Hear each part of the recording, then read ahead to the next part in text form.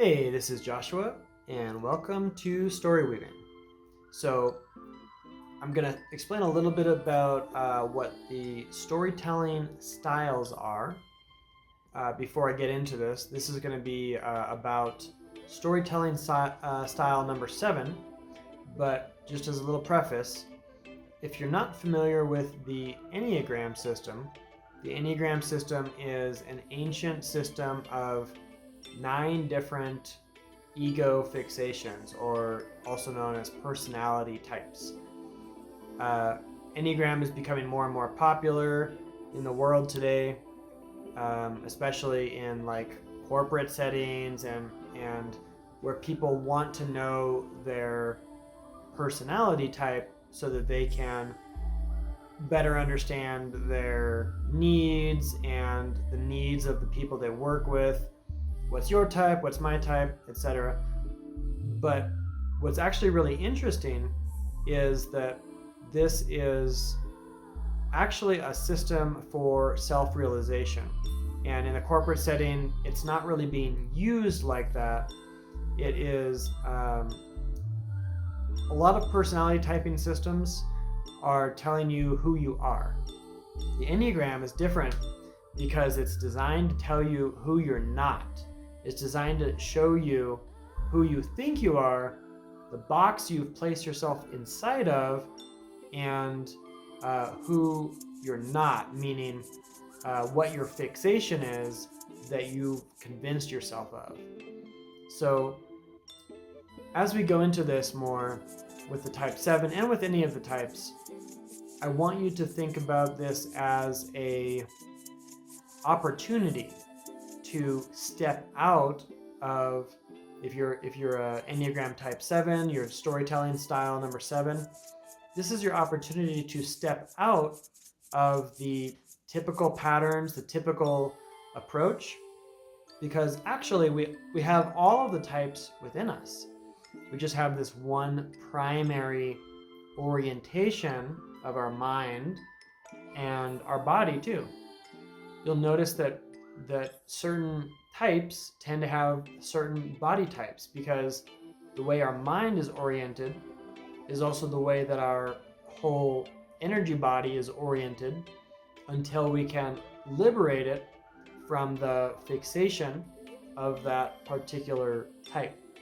So I'm giving you in this video and all my content keys to freedom, right? Freedom to move with perceptual fluidity instead of through a fixed worldview, right? A fixed worldview is the toxic and habitual way that humans relate to the world, and this is what creates illness and mental illness. Everything that we don't like basically comes from these fixations.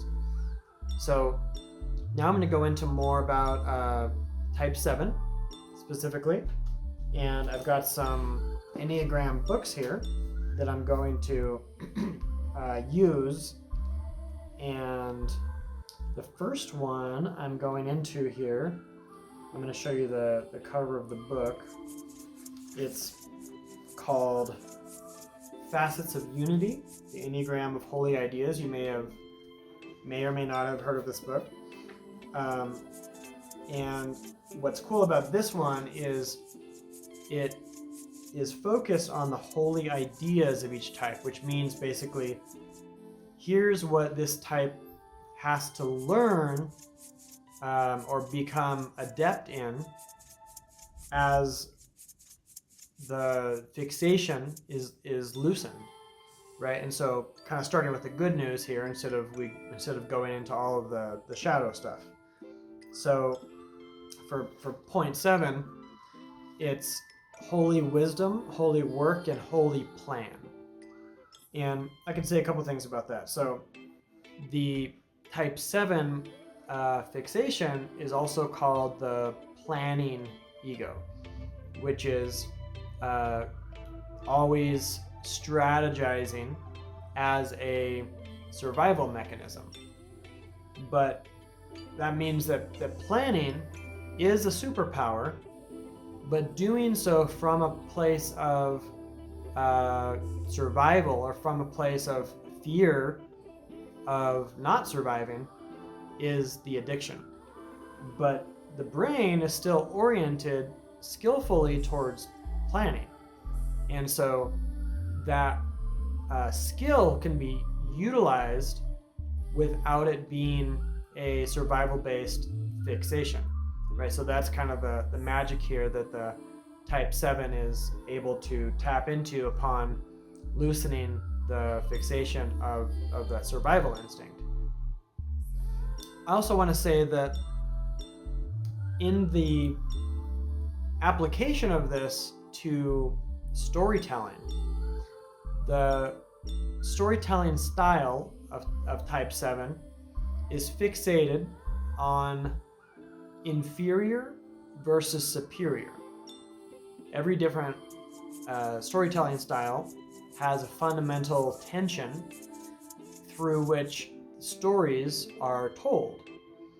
And that means that while your characters, let's say you're a screenwriter, and let's say each of your characters in your screenplay has a different Enneagram type. You know, you have a type 5 character, a type 9 character, and a type 3 character, or whatever. All of those characters, as they're being told, are being told, if you're a type 7 storyteller, they're being told through the fixation of the type 7. And that means that the broadest tension that is being worked through and resolved in that particular story, or whatever story it is that you tell as a type 7 storytelling style, is resolving the tension of inferior versus superior. And what's interesting is that every type at their core has this particular fixation in one way or another. This is also called, this is not meant to be derogatory, this is the narcissistic fixation. Narcissistic meaning there's the narcissistic stage of life, which is, I think it's ages 1 to 3, something like that, which means that there is a fundamental neediness, a fundamental craving for safety that comes out in this very primal differentiating of inferior, superior, right? You can even see this in an animal. I'm imagining these like dog videos I've seen where a person, what is it? They like hide a treat under a dog bowl, and then they hide like 6 treats under another dog bowl, and then they move the bowls around and the dog is watching, and then they lift up the bowl with 1 treat and the dog starts to go for it, and then as they do that, they lift up the bowl with 6 treats, and the dog's like, and it kind of stops in its tracks, like, what do I want here? This one's inferior compared to that one, right? So this is a fundamental biological issue. It's not like it's not a problem. You know, some people are oriented as a type 7, some people are oriented as a type 8 or type 9. You know, they all have their own strengths and weaknesses, and every type has some kind of narcissistic core to it. That's what we call in the sorry, I'm like losing my head's getting cut off here. I think my camera thing is loose. Every single type has its fixations, but for the type 7, the inferior superior game, that thing, is the entire fixation. I'll give you an example. Like for me as a type 3, I did a video already about type 3s. You can look it up if you want to. Storytelling style number 3. for the type 3, the polarity is skill versus fantasy. And so in the stories that I tell, the tension that's being resolved through my storytelling process is skill and fantasy, and how they pull me, my mind, my fixation, in different directions. Do I go toward skill? Do I go toward fantasy? So that's the fixation for the type 3. But what's interesting about that is like the narcissistic core of that is asking, is skill inferior right now? Or is it superior? Is fantasy inferior or superior right now?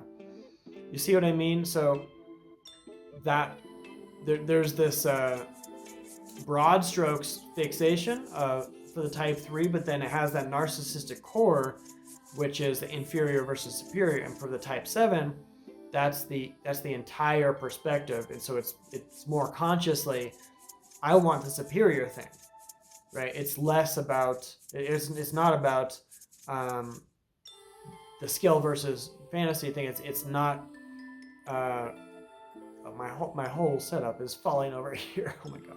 So I'm going to read a couple of lines here from the Facets of Unity book. The specific delusion of point 7 is the belief that you can direct your unfoldment. This attitude is described very well in the following quotation of Don Juan Matus from Carlos Castaneda's The Power of Silence. He advised me to get used to the idea of recurrent attacks of the same type of anxiety because my assemblage point was going to keep moving. Any movement of the assemblage point is like dying, he said. Everything in us gets disconnected, then reconnected again to a source of much greater power. That amplification of energy is felt as a killing anxiety. What am I to do when this happens? I asked. Nothing, he said. Just wait. The outburst of energy will pass. What's dangerous is not knowing what is happening to you. Once you know, there's no real danger. Then he talked about ancient man. He said that ancient man knew in the most direct fashion what to do and how best to do it. But because he performed so well, he started to develop a sense of selfness, which gave him the feeling that he could predict and plan the actions he was used to performing. And thus the idea of an individual self appeared, an individual self which began to dictate the nature and scope of man's actions. So I'm going to read one more thing here, but do you see how this is pointing at the planning ego? There's something about the natural order of things that is predictable, but when the 7 thinks that they are the ones planning it, it's a different quality of experience, right? That's the difference between the holy plan and the planning ego. For this Enneatype, the specific difficulty, the experience of the absence of holding seen through the filter of the... I don't think that's what I meant to read. I'm going to start that part over. Okay, so the specific difficulty of this Enneatype, type 7, the specific delusion is the loss of capacity to know what to do. The feeling state is one of disorientation and a sense of being lost in the sense of I don't know what to do, or I don't know which way to go. Right? So there's this sense of I need to plan and this is up to me, but I don't know how to plan. Like I should know because I'm used to it and I've done it all my life, but when it comes to spiritual development, I don't know how to do it, right? And so it appears to be a shortcoming, but actually when the type 7 is onto themselves in this area, it stops being a shortcoming and starts being a superpower, because like in that quote from Castaneda, it's knowing what is happening that is useful, not being the one or identifying as the one that is causing it to happen. And so this also hints at this idea of holy work, which is giving energy to the process of moving the assemblage point or transforming ourselves without that being something that we are taking credit for. Does that make sense? Because the planning ego is the one that's accustomed to getting the credit for planning out the transformation. I'll read a little bit from this book, The Essential Enneagram. A couple of important things here. The fundamental principle I lost sight of. Life is a full spectrum of possibilities to be experienced freely and with sustained concentration. What I came to believe instead, the world limits people, frustrates them, and causes them pain. Right, so the type 7 sees pain as inferior and sees freedom as superior. They're not actually different things, right? Because as I just read in the Castaneda quote, anxiety / pain has to be surrendered to, because that is where freedom of the assemblage point is found.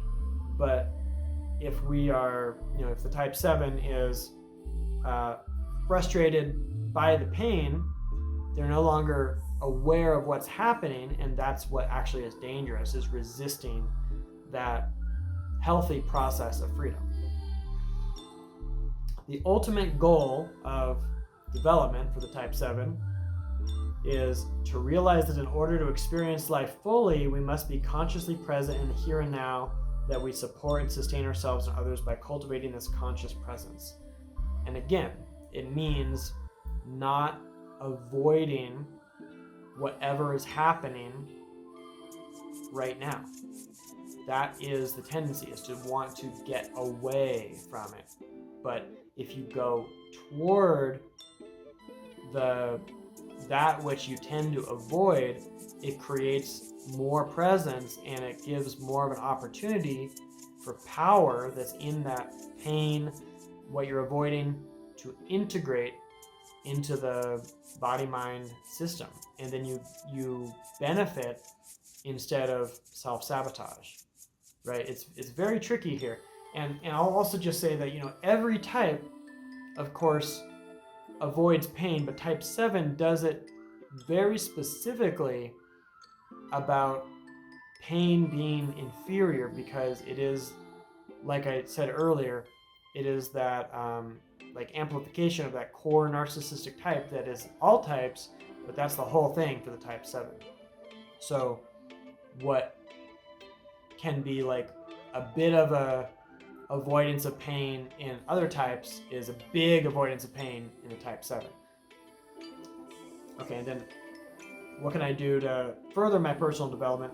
Notice that when seeking pleasurable options is a response to a fear of deprivation, a desire to escape from responsibilities that constrain my freedom, or an escape from pain. Practice working on one thing at a time until it is completed.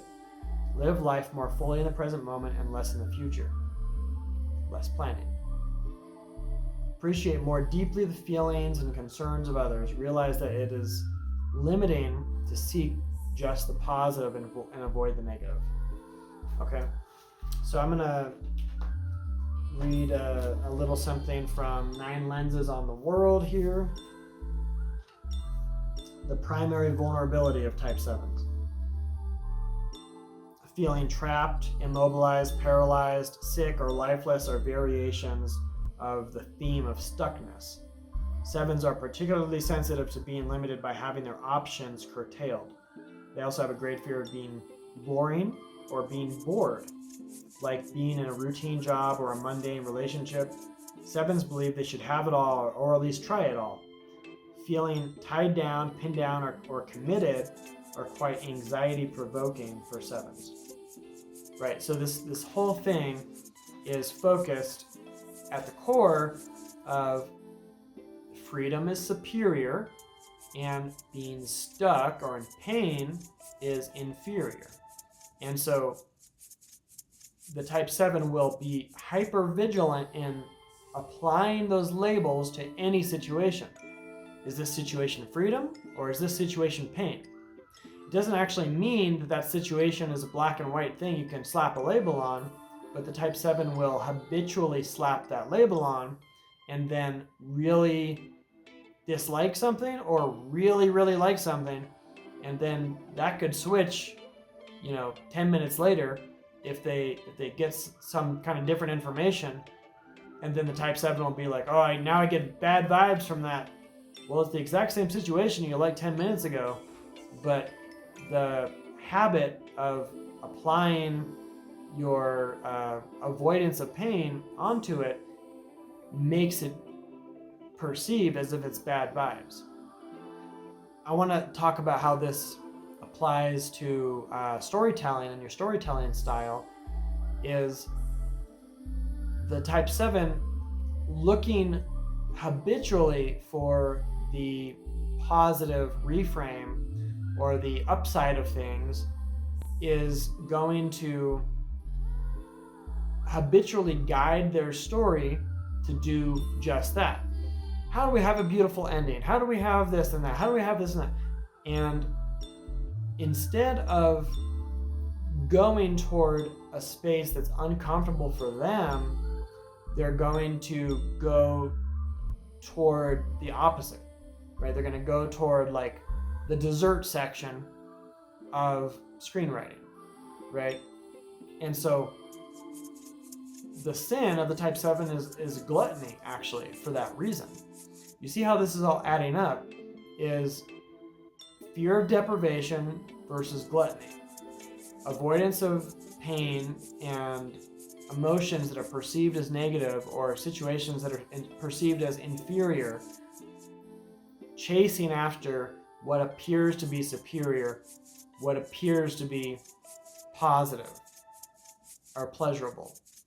But appearances are deceiving, and if we're believing every feeling we have, we're believing the thoughts we have about the labels we put on things, and it's those labelings that happen in the minds, that meaning making, and that causes us to suffer. And then we're taking ourselves too seriously because we're buying into beliefs and constructs because we have some kind of fear about something that could result in something else, but we don't actually know, right? So it takes a lot of courage to be any type. To be a human, it takes a lot of courage. But for the 7 to exhibit courage in their storytelling style means actually breaking this down for themselves over the course of their story, right? And creating a story. That's what story weaving is all about. Creating a story that is actually transforming the storyteller in order to benefit not just them, but to transplant that transformation over to their audience. It's miraculous when it's done well. I'm going to read something else from the Enneagram Guide to Waking Up. Meeting the Type 7 Shadow. Look at your cravings to see what triggers them. While everyone needs to experience pleasure, being dependent on feeling good may fuel addictive behavior that stems from unacknowledged fear or sadness. Observe how engaging people with stories and other forms of intellectual seduction may help you rationalize problems, deflect comfort, or maintain freedom. I just want to go a little deeper on that one.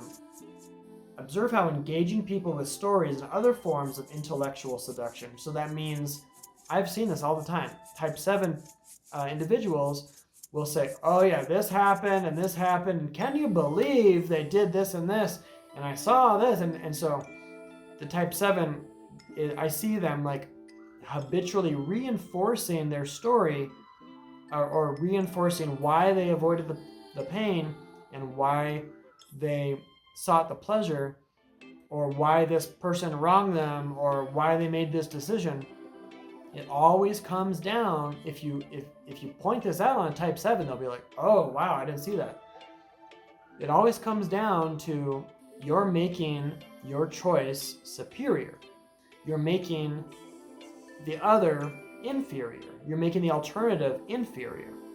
So if you're not falling for that trick, you're going to be a lot more relaxed, right? Making your own choice superior and rationalizing your choice isn't going to make you feel better. It's not going to make you relaxed. It's not going to free you from anything. It's just going to further cement what you think is already true. That's it. That's literally the only purpose of this storytelling kind of thing. I'll read some more of these type 7 shadows. Examine whether your style of charming and disarming people who might have problems with you may work sometimes, but may also deepen discord in the long run. So the type 7 can charm people and they can get what they want, but then over time it's like, yeah, but who is that person really, right? They have this charming ability. Confront your inner pessimist.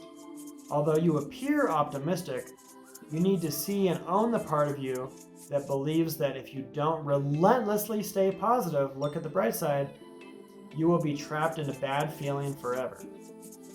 That's a big ask, right? For a type 7, that's a big thing, to confront your inner pessimist. Confront the part of yourself that says, this isn't going to work out, this is a mess. I'm a mess. I don't deserve love, or I don't deserve to have a happy life, or whatever. The inner pessimist is trying to get away from the inner pessimist is actually what drives the unconscious storytelling style, because when that inner pessimist is revealed and explored through story, that is incredibly healing, cathartic for the type 7, because they don't have to hide anymore, right? All the energy that goes into hiding the inner pessimist, it's a drain.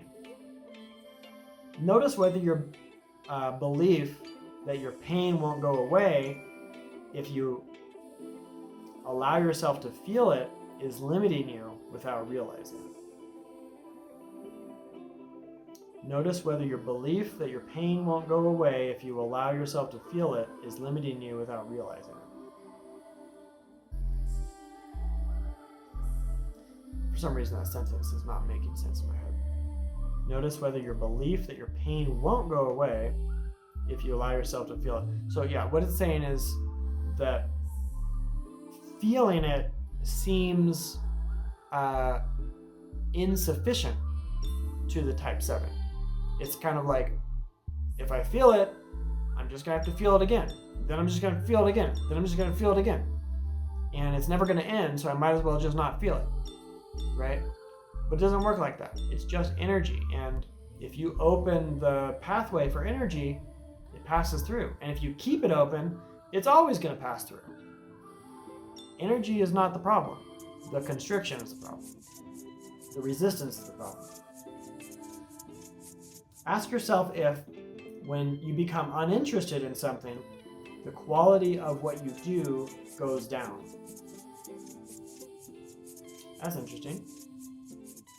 Another way to say that is, ask yourself if, when you deem something inferior, the quality of your,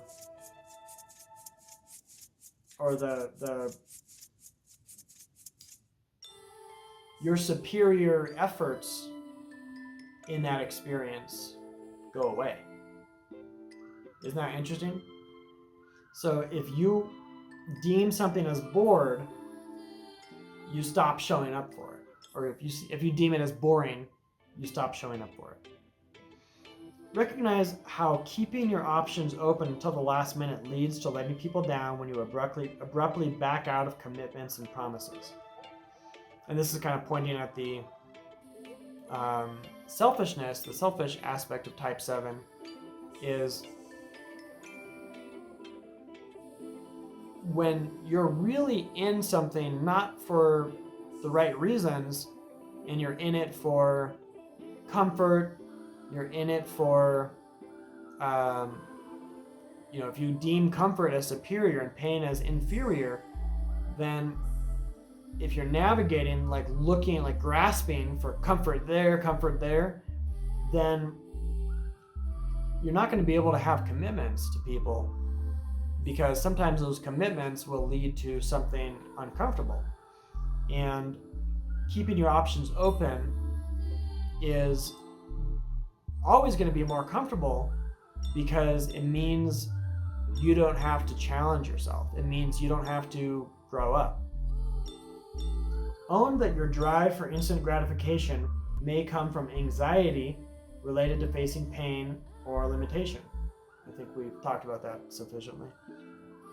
Examine your tendency to be self-referencing, to put your attention primarily on what you want and need. This is huge for type 7s. I'm going to say that again. Examine your tendency to be self-referencing, to put your attention primarily on what you want and need. Notice how this can lead to a lack of empathy or support for others. So imagine if a type 7 is writing a story without realizing that. And then that story is secretly, unconsciously all about them. But what if they do realize that, what I just read, and they're creating a story where this tendency is in their consciousness, and this tendency is being revealed through the course of the story, right? And so another way of saying that tendency to be self-referencing, to put your attention primarily on what you want and need, another way to say that is the tendency to chase what seems superior to your own comfort cravings, right? So if you're stalking, in Toltec terminology, if you're stalking, the tendency to be comfortable, avoid pain, have what appears to be the superior experience, stalking, that tendency is actually the superior experience, but it's not coming from a place of craving. It's not coming from a place of neediness. It's not coming from a place of fear, right? Type 7, 5, 6, and 7 are the fear types. And so everything from those types, from a fixation, is coming from a place of fear, a place of avoidance, right? And so turning that around and living courageously and taking actions that are for your highest good are going to be in defiance of that. You could say this is nature setting up the cravings for comfort. So in that sense, you're defying nature using your will. And this is really what story weaving is all about, is using the Toltec principles to cultivate will, cultivate power, become more lucid, and ultimately create transformational stories for your audience. So thanks for listening. This is Joshua. If you want to find more story weaving materials, you can check out on the story weaving website. There's the story weaving, find your storytelling style. So if you don't already know your Enneagram type, there's a test there, find your storytelling style. There's the story weaving course, and there's the story weaving book. So I hope that this video has been helpful for you, and I will see you next time. Take care. Bye.